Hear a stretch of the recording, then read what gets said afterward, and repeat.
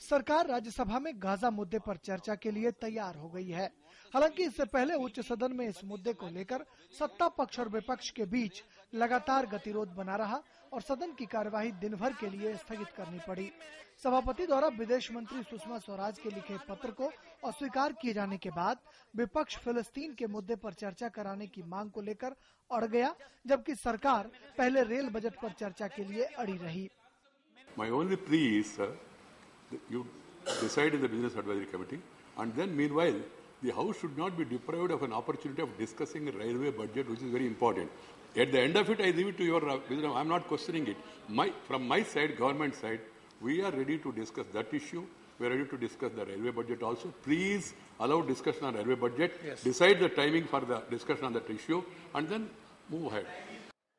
स्थगन के बाद जब सदन की कार्यवाही दोपहर 2 बजे फिर से शुरू हुई तो उच्च सदन का 1 घंटे का समय नियमों की व्याख्या में ही बर्बाद हो गया। उपसभापति पीजे कुरियन का कहना था कि सदन में चर्चा कराने के लिए सरकार की सहमति से ही तिथि तय की जा सकती है।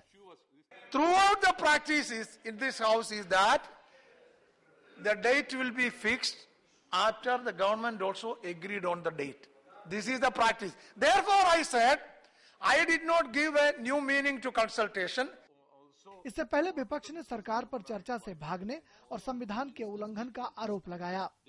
If there is any extraordinary situation, even then it cannot be taken out of the list of the business, except when a sense of the House is taken.